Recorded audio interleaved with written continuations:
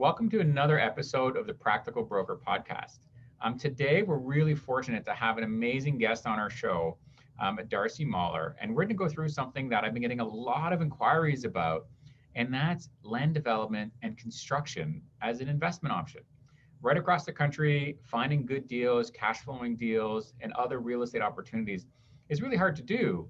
So Darcy has been in the investment business and real estate in various forms for a long time. I'll let him to jump into that. I don't want to age you on here.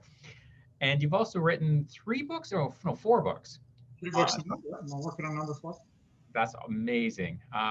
Also, one of my life goals is to finish off to get my first book off the shelf. So hats off to you writing so many. Yep. And we're going to do a deep dive into land development and how you can get in this amazing field, which doesn't have to be as daunting as everybody thinks it is. They think it's only for these big guys that are multi-billion-dollar corporations. And Darcy's going to talk to us a little bit about how you can start and even start small. So Darcy, welcome. Thank you very much. Thank you very much for having me. This is great. Perfect. So how did you, give us a little bit of your story and your background. How did you get here where you are today, writing all these books? You've been an investor in multiple different real estate projects and different types of real estate. What's driven you to write all these books, but also into the land development side? Well, I've been a full-time real estate investor for 20 years now. Started in 2001. I started in fix and flips here in Calgary. I'm based out of Calgary. I got bored easy though. So after I did a few flips and figured out how that worked, I had 2 houses side by side. Well, let's move them off. Let's subdivide and let's build 4 infill. Nice. Well, that works okay. So let's buy 7 acres of land and do 36 units. Because that's how people normally, right? They go from 0 to 4 to 36 in 2 years. Yeah. That's all good. And then, that's the recession hit in 2008. So let's go do some renovating. Let's do some condo conversion. Let's buy some multifamily. So I'm all over the place. So been a long-term rental landlord for 20 years. So all of that's great in that it's given me all this information to write all these different books. I probably would have been better off financially to focus on one thing and get really good on that one thing. So that's what I try to tell people. But got me some great stories along the way too. So that's amazing. So Robert Frost, I think it's Robert Frost, the path not taken, or when the path diverges in the wood, take the path less taken. There's a spin on that I've heard that says, if life gives you a choice, take the one that's going to give you the better stories. So lately, there's a lot of tenant stories, that's for sure. Yeah. Well, I've got 92 properties over those years, 240 doors, and I've done all that stuff. So all 92 properties, I've got a funny or interesting story coming out. For sure. Well, that's great. So the land development side, I really like the way that you start on this. I mean, obviously you've developed quite a few different things, and I've dabbled in it. In our call the other day, I talked about it as well. I did a couple severances, I did a few builds, and so I dabbed my toe in it. But I wish I would have had your book before, because I would have saved a lot of money.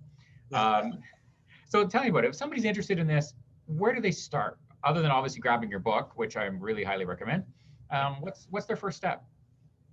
First step is kind of to pick your why. What are you good at? What do you like? What are your personalities doing? One of the things I kind of don't like about the real estate education world is that really all there is rentals and flips. Yeah. And combinations of those like BRRR. So a new person coming in, well, maybe that's all there is, right? But no, you can do other things. You can do land development, new construction, and condo conversions, and parceling land together.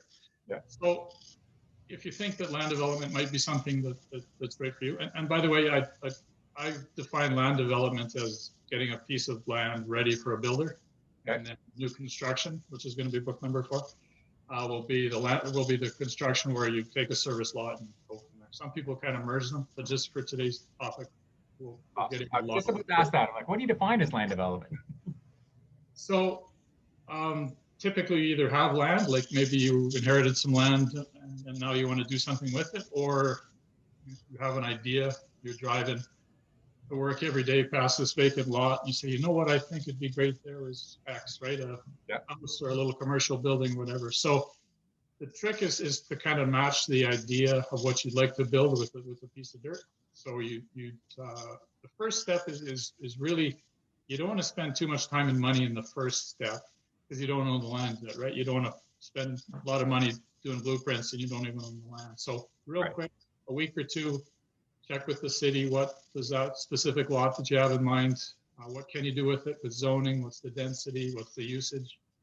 For example, usage might be you're allowed to do a bar and restaurant, but you're not allowed to have a brew pub, for example. So, you got to kind of learn what you can do and then get some really high level idea of what revenue could be. Like if I build, and again, we're getting a lot ready for a builder, so you're not building, but you still have to have an idea of what is going to get built there. Right. What theoretically could you put on it? What theoretically could you put on it? And then you got to get some high level revenue. If I sold that, what would it do? So talk to a realtor, a knowledgeable realtor about that. And then you got to get some high level costing. So real quick, you got to get to this point where, can I do it? Should you do it? That's another thing. Just because you think the world needs another commercial strip mall doesn't mean that it necessarily does. So that's also part of it. And then you find out, can you build it? So should you build it and can you build it? Awesome. And where do people go and find out about, zoning and that kind of stuff? And what can you build on a property? I mean, that's a common question, even in realtors I get calling me all the time, is how do you find the zoning for a property? And what does that mean? So basically, it's basically land's either really high level, it's either agricultural, it's residential, it's industrial or commercial. Now, the weird and fun thing is about every single city or town or county they'll designate it. So it might be R1 is normal residential. Here in Calgary and Vancouver, it's called something else. So that's kind of part of the frustrating. But a quick trip to City Hall or on the website, they lay all that out. In very broad terms, residential will be like a single family, duplex, fourplex, multifamily. And you get into the towers and stuff. Industrial is light, medium, and heavy. Okay. Commercial can be anything from a regional shopping center to a strip mall to a pad that has a McDonald's on it to a Home Depot, those kind of things. So, or even a 5-story, medical center kind of thing, that would be commercial as well. So, but all cities are kind of good with just laying on it. Oh, that's great. So, see, once you figure out sort of the land use so that you can potentially build a 5-story building or what have you on it, then what's the next step? What do you typically do? Like I said, high level, what's the revenue? What can I sell this for? And then what are my costs going to be roughly? And then that gets you to what I call decision point 1 or decision point A. Yeah. Is it worthwhile? If the numbers are just totally no, or if the city tells you no, don't even think about it. Because what you want to do has to match with the land. Let's say I really want to build a 10-story residential tower in amongst a bunch of single-family homes. Right. They're going to tell you no. Right? So you can't be square peg round hole about these things either. But let's say it kind of looks good. Then the next step, okay, now we're going to flush this out. Now you're going to spend some money. So not a lot, but you at least have to tie up the land at that part. Yeah. So whether that's making an offer with a long condition date to give you the time to flesh it out, or whether that's an option to purchase or an agreement for sale, there's different ways to do that. Yeah. And then you're going to have to probably talk to a civil engineer. But in basic, I kind of break it down into 2 parts. It's basically getting rid of the old and putting in the new. Right. So what's on the lot now? Is there a house? Is there a fence? Is there trees? Yeah. What do I have to get rid of? And maybe you can incorporate the trees, and maybe there's a swamp that you can make pretty, and now that's a lake feature. Yeah. So what do you have to do with the old? Yeah. And then what do you have to do to get it ready for the builder, which is typically kind of get it back to neutral by taking off what's there that you don't want.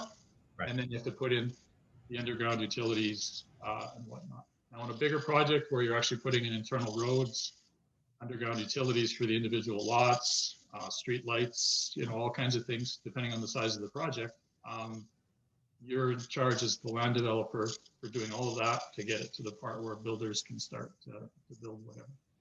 Perfect. So people that are just starting out, what kind of project should they be looking at for land development? What's it kind of a good, sink your teeth into somebody starting? Yeah, because as you said, this is typically land development and new construction. Oh, that's really expensive, or that's only for the big boys kind of thing. And not so. Like you can take, my very first project was I took like I said, two single family homes side by side Yeah. that I was going to do flips on. And I said, you know what, this is a, if I was ever going to build, this is a chance. So I moved those off. Yeah. And now I had 2 empty lots. I subdivided those into 4. And then I built 4, we call them infills in Calgary, kind of tall skinnies. Yeah. That could have been done with just 1 lot that you subdivide into 2 and then build a duplex, side by side duplex. You could start with a lot and specialize in building duplexes or even fourplexes. So, again, I tell people to focus, but get good at one thing. But that's kind of where you start, is just building a single home or a duplex at that level. And at that level, you're not, not unbelievable money. So that's kind of where everybody could start. Or even, same thing in an industrial or a commercial. You could do a one-off bay that, a McDonald's could take or something, if you got a little bit of commercial on. For sure. So did you go and put your team together first? Like, did you have your architects and your engineers and your builder and all that stuff set up in advance? Or did you buy the property first? What was your take, or what do you recommend people to do? Well, basically what you want to do is exactly the opposite of whatever I've done in my life. I was a lone wolf, and that you mix the lone wolf quality with being, bored easy, and you just end up doing everything wrong. So, but again, you get experience after you do these things. So basically, you start with probably a realtor, a really knowledgeable realtor about that kind of thing. Okay. Most realtors, I'm going to say 95%, are really good at getting you your personal residence or selling your personal residence. When you get into kind of new construction or land development, you want to deal with people that are knowledgeable about that. 100%. If you want to do commercial, you need a commercial realtor. Yeah. Residential realtor, you want someone who's knowledgeable about new builds, for example. So yeah, your team becomes really, really important. But it starts with a realtor. They can help you match the lot with kind of what you want to do. You're doing some individual research at City Hall. The realtor will tell you what it sells for. I'm going to suggest when you start out that you don't physically be your own general contractor. Right. You want to hire a civil engineer for land development, or a general contractor for new construction. Let someone who's done it, and again, an expert at that, kind of go from there. So you would reach out to a general contractor and kind of lay out, here's the lot, here's what I want to do, very high level, what can we do? That might cost you a little bit, or depending on how much time, if it's just kind of a high number off the top of their head, they probably won't charge you for that. Right. That gets you to decision point A, because that's basically sales for them too. Now when you're ready to spend some money, you're going to go to them, and right. They're going to start doing some surveying and drawing up some site plans. Absolutely. So that's a great strategy, and something that I started out with myself as well. Is one of my first severances was we bought a women's shelter that was a large property, and luckily it was all the way to one side of the lot, like literally on the lot line on the left. And then there was this big, the backyard or the side yard. It was this huge side yard. So we severed it into 4, similar to your project, severed it into 4 pieces and then built and sold them. Yep. And it can be great. A lot of the big money that I see my investors doing is land development in some form or another. The severances, the building on, and some of them are doing like you mentioned, the big subdivisions and stuff. But starting with just a severance is a great way to get going. But yeah, and that's actually a very good point, because typically if you end up with a lot like that, where maybe there's, like I bought an apartment building one time that had a manager's house next door. Yeah. And I actually subdivided that off and sold it separately. I could very well have moved it off and built something there. Another way for people to get involved, newcomers, is let's say you've got 2 or 3 older houses together. Yep. What would it take to demolish those 3 houses, maybe still keep the 3 lots, or maybe you design a larger 12-unit multifamily apartment building. You don't physically have to do the work. You can do the negotiation with the existing owners to land parcel those 3 lots together, put the deal together, go to City Hall, make the applications, get all the zoning done for the rezoning if you need to, do some of get the site plan paid for.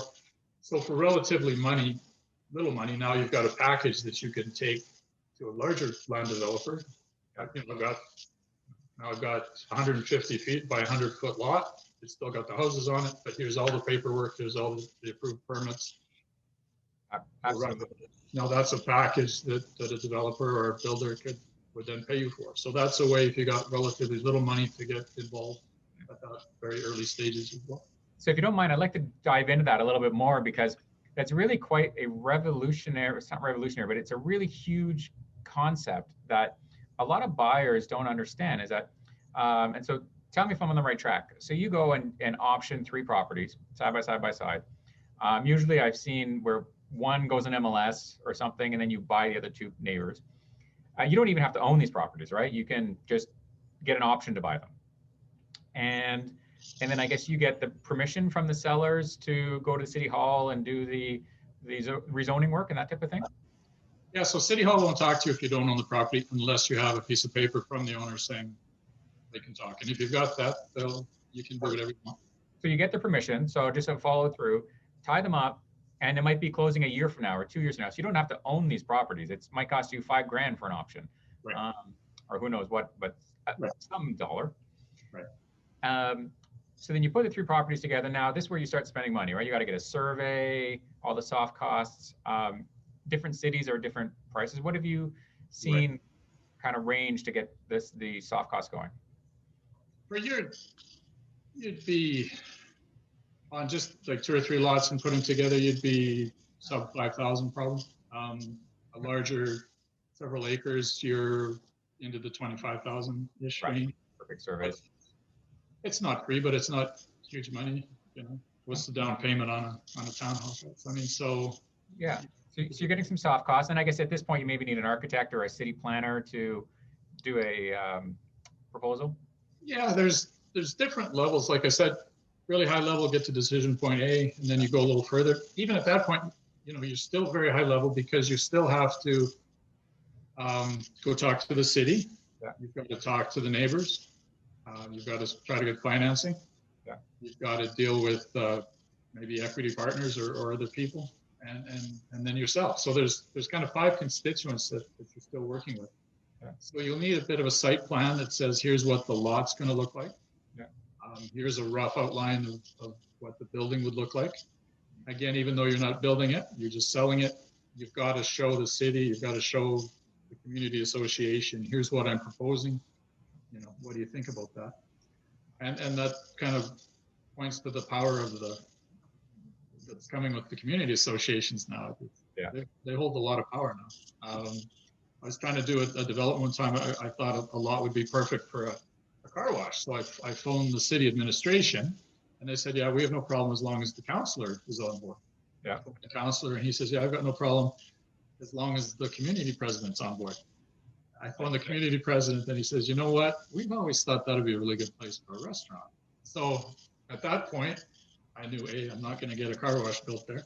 Yeah. B, if I wanted to do a restaurant, they're basically saying we'd rubber stamp that. So that's kind of part of being a land developer, new construction guy too, is you've got to listen to these 5 constituents, and they'll tell you, you know, which way they want to go. So at that stage, you still have spent a little bit of money on some of the high level site plans, whatnot, talking to these people. Have you got your financing together? If all of that works out well, now that's decision point B, go hard or go home. Yeah. Now we're going to actually get the civil engineer to draw all the drawings that the city's going to need for the application. And you're going to the city finally, and you're writing the check for permits and fees there. So it's kind of a 3-step, very high level, medium level, and then now we're fully committed. Let's go hard and get it. But I guess you technically don't even have to own the properties at that point, right? You can still just have them tied up and go through site plan control and all that.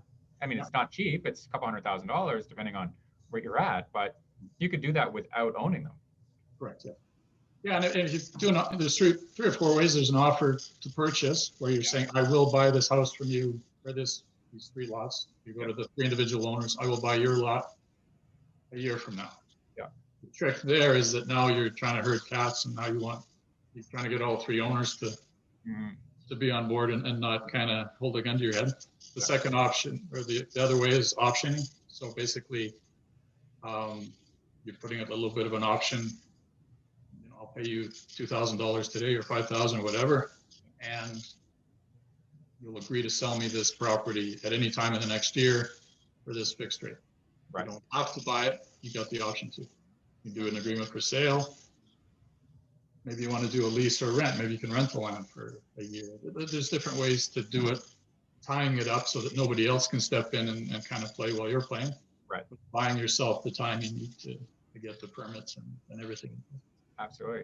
That's amazing. Yeah. And one thing that a lot of people don't realize is that, and I see this in the finance side all the time, my mortgage business, is that once you put those 3 lots together and you get the zoning changed or the site plan improved, the value usually, goes way up.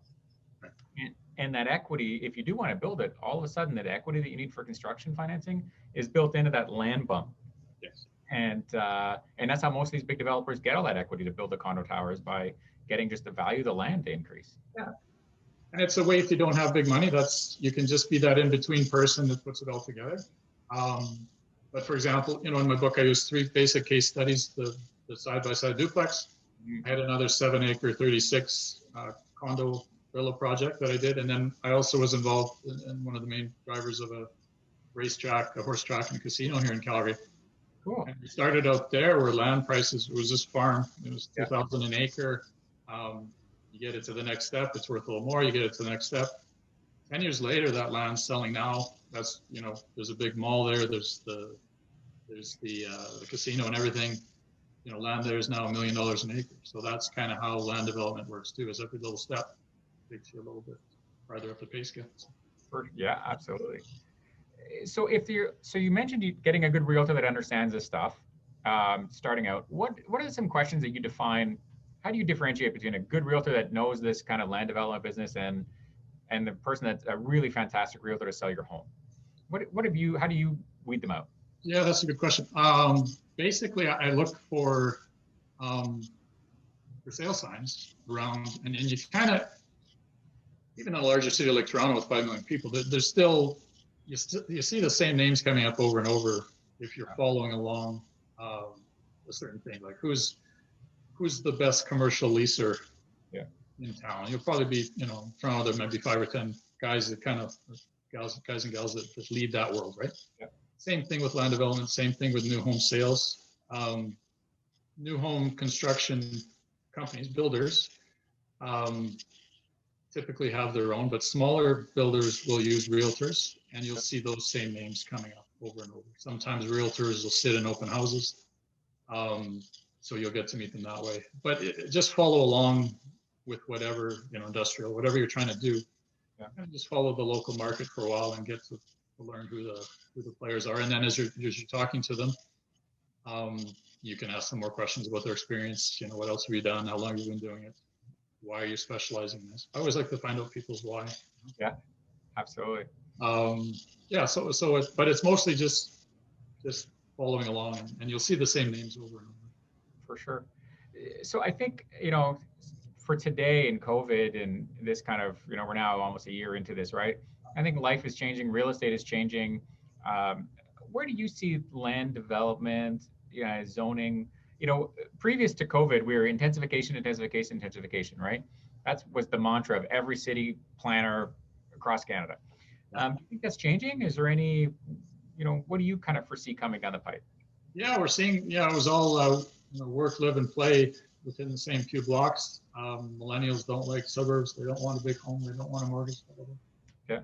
You see people, I want to get away from people now. So you're seeing people trying to buy acreages or moving back out to the suburbs. So I was one of those that were saying, the suburb concept is dead in 30 years, but maybe not so much.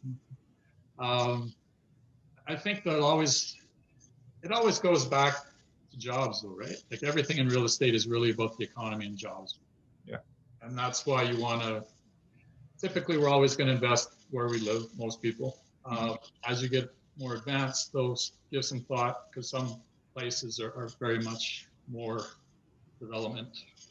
pro-development than not. Right. But it takes 2 years to get approval for a tower in Vancouver now, right? Like, how are you supposed to make money 2 years if you're waiting for permits? So you've got different levels of city by city. I have some rentals in a very small town, like a hamlet of like 500 people. Right.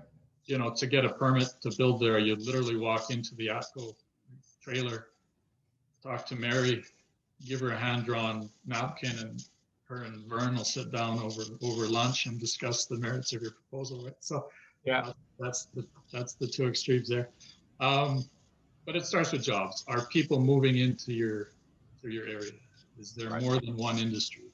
I'm in Alberta. Alberta has been picked the last 5 years. There was net migration like crazy from 2000 to 2014. People moving in. Now, price of oil goes down. All the people from Newfoundland go back, and then you're left with lower vacancy rate or higher vacancy rates, lower rents, Right. development. So give a good hard look at your local situation. Is this a place where people are moving to? Are people wanting to live here? Multiple industries. You don't want to get caught building something that, again, going back to should you build something? Yeah. That all ties into that as well. Yeah. Is there going to be future demand for what you want to build? Right. That's really the fundamental question. And the other thing that I've learned like this last 5 years, you've seen booms in Vancouver and Toronto, you've seen recession in Alberta. You really want to get in and out quick. The quicker you can get the permits and actually out with the old, in with the new, wait for the check in hand from the builder, or if you're actually going to do the next step and build to get to that stage, the quicker you can get in and out. Because as you've seen, with the economy, if you're 2 to 3 years, a lot of things can happen. A lot of things can change in 2 to 3 years. And so it really talks to moving. So is there a type of land development that you found that is a little bit faster than others? Is it the condos, the industrial, like just the bigger the land, the longer it takes. Like really large scale developers will buy, 160 acres of land, and it'll take them 20 years to develop it, and they'll do it in phases, bit by bit. Single family homes are quicker. One thing about doing an industrial or a small commercial pad is that you don't have to worry about neighbors, right? Like, right. If your neighbor is a 7-Eleven, he doesn't care, right? So there's that, but it's really city by city. How pro development is your town? Right? Do they have a lot of red tape? Just for example, not exactly the same thing, but suiting basements for rentals. Edmonton was way far ahead of that versus Calgary. Calgary is just kind of waking up to it now. They really don't want it. You were telling me in Ottawa, they're actually really proactive about that. So there's just 3 cities that have kind of 3 levels of interest in that level. And that's the way all cities are in land development and new construction as well. Some are really active and make it easy. Yeah, what's happening in Ottawa now, it's funny, and a lot of people aren't realizing it, but they've changed one of the zoning, R4 zoning here, which is called the mid-rise zoning. Now it's going up to like 8 stories, I believe. But they've rezoned specific properties with this R4U, one of the multitude of R4 zonings.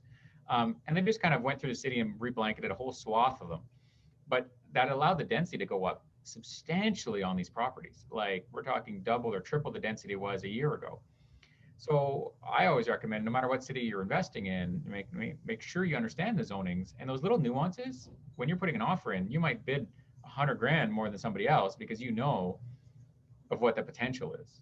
So really, spend your time learning those zoning guidelines, and that's invaluable. And they're all online, right? Like you were mentioning, they're all on every city. They're there. And that goes back to what we were saying about, reading the room kind of thing with when you're actually talking to your counselor or talking to the admin people of the city. What are they telling you they want? Yeah. Right? No, I want to build this. Well, we want this. No, I want, that's okay. Let me build this. The other thing, that's kind of always the fight between urban sprawl and the power of the city versus the power of the individual community as well, right? So we have, like I said, some very powerful community leagues or community associations here in Calgary. Yeah. We don't want duplexes here. We want apartment buildings here. So that Right. forces city politicians, they don't want to lose votes. So now, well, Alberta, we got less room. Let's just keep moving out. Tremendous cost for a city to keep putting in, all the utilities and the roads and everything, and new bus lines all the way up to feed these growing communities. Right. They'd much rather prefer to always just, redevelop and revitalize existing communities mature trees. There's already schools in place. The bus transit's already there. Yep. They'd rather go tall, closer to downtown than keep going out. But who's more powerful is the community association winning the politicians. And it sounded like in Ottawa, the city's more powerful than the community, which isn't the case. Yeah. Yeah, it depends. Like sometimes we had one project that was in an area that was up and coming, and we could have put 4 houses on it, 4 kind of towns. And technically we were very close with the zoning, needed a minor variance, and the city would have approved it. The city supported us. But we went and did the community meeting that we had. And we've done several of these, and my partner had done several of them at the time. And so again, it wasn't a big project, right? So we did what we always did, and my partner always did, was we flyered the neighborhood. My kids got out there and went door to door and handed flyers to the neighbors and said, this is what we're building. Engage them, right? Do like thumbs up. I think we had 55 people show up in opposition to it. And I'm like, nobody gives that much crap. Nobody cares that much. And we're like, we know the zoning would have passed, but one person in Ontario, if they can appeal to the OMB, the Ontario Municipal Board, just one person, it's like $100.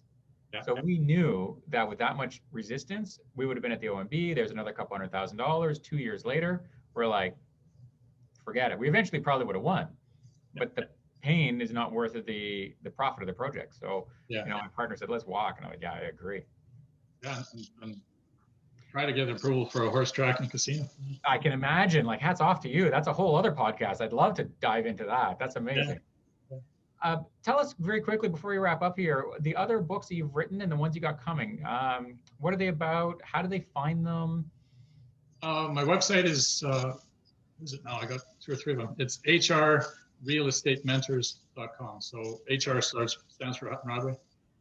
hrrealestatementors.com. Basically, the first book was a book. It's called Comparing Real Estate Strategies, What Works Right for You. So okay. I felt, again, as I said earlier, most of the market's all about flips and rentals. Yeah. So I actually wrote a book where each chapter is the 8 major strategies, and I'll forget them now, but it's fix and flip rentals. I do give my thoughts about that, but also new construction, land development, condo conversions, land parceling, changing the use of an existing building from one thing to another, which I've done. Yeah. And then commercial. So I have personal experience in all 5 of those. And I'm just honest, here's the pros, here's the cons, because you don't always get that on the TV and the books. Everything's roses and sunshine all the time, right? You'll always make money. No, here's how you make money, and here's where you can get your bike. Here's the type of personality you need to be good at each one of them. So I think for people starting out, or even people that have been in it for a while and maybe not enjoying the journey, that's a good book to just,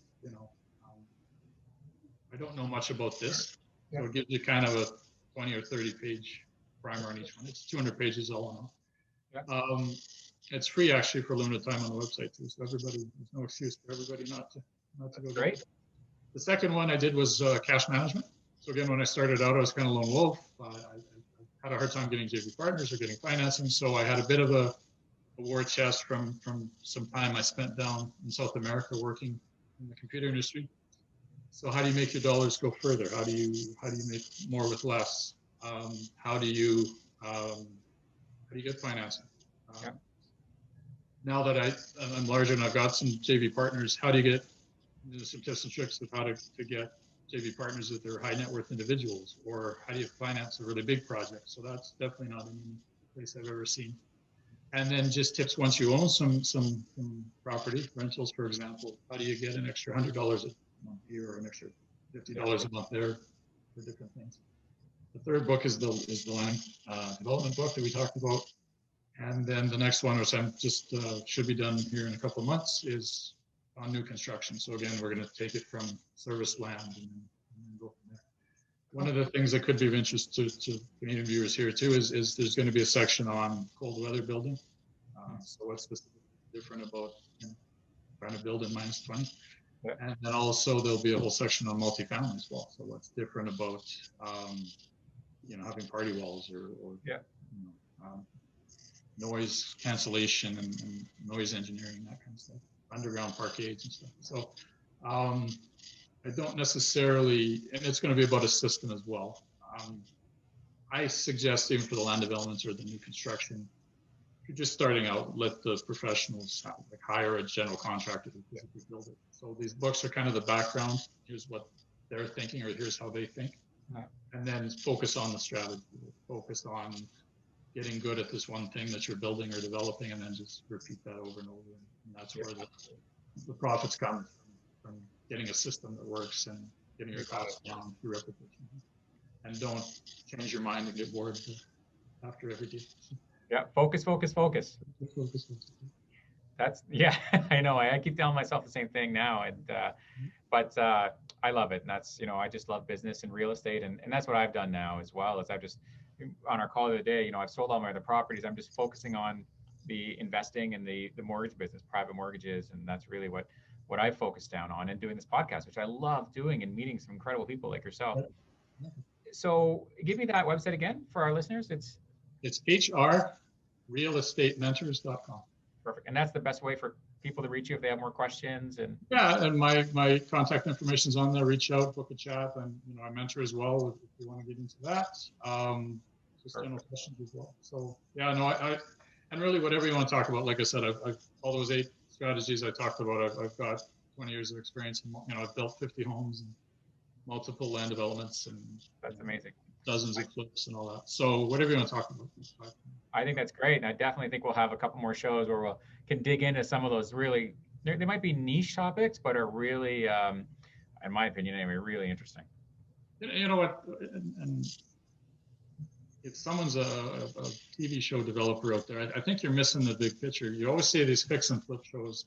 They start with the brothers or the husband and wife team walking up to the building and say, you know what, we just bought this building. Yeah. No, what happened before that? Tell me the story of what happened. Why is the building up for sale? Why is there rot there? How did you finance it? I think that's a whole, like I said, every building has a story. So yeah. It does. And there's so many creative ways, that you can finance things. And I've done this for clients and coached a lot of clients as well. And like the options, for example, optioning those 3 houses that we were talking about in our example, and putting that option for 2 years, $5,000, $10,000, $20,000, that's a lot less than buying the property, holding the property for 1 or 2 years, putting the down payment. And so you can tie up 3 properties. Let's just pretend it's $10,000 each. You can go through all the site plan approvals with never owning it, never carrying the property. You basically option 3 properties for $30,000, spent $100 on site plan, and potentially can make, depending on your market, $500, $800, $1 million or more. Yeah, and so basically those 3, actually outright purchasing it, optioning it, leasing it, agreement for sale, they're basically just different trade-offs of do you physically own it, how much money you're using up front, who controls it during the period, and are you stuck with a building or a lot or property at the end of it if things don't work out and you get shut down at the city or whatever. So you can play with your comfort level in each one of those to kind of pick and choose the strategy that works best. 100%. I had another client recently that he was a tenant in a property that needed a lot of work, and the guy agreed to sell it to him. It's kind of in your example, but not close for a year. So he was already living there. He agreed to close next year at today's price. Yep. And I said, great, you got that set now. Now do all the work in the house with the landlord's permission, of course, which you got in writing. Fix the kitchen and replace it and do it now. So he's forced the appreciation of the property. So when I go to finance it for him next year, I'm going to be using not the purchase price on the agreement, but I'm using an appraised value because we can do that, especially in private mortgages. So he's built his equity. He basically, with his sweat equity, he built his down payment. There's all kinds of creative ways if people can, peel back the onion and think about it.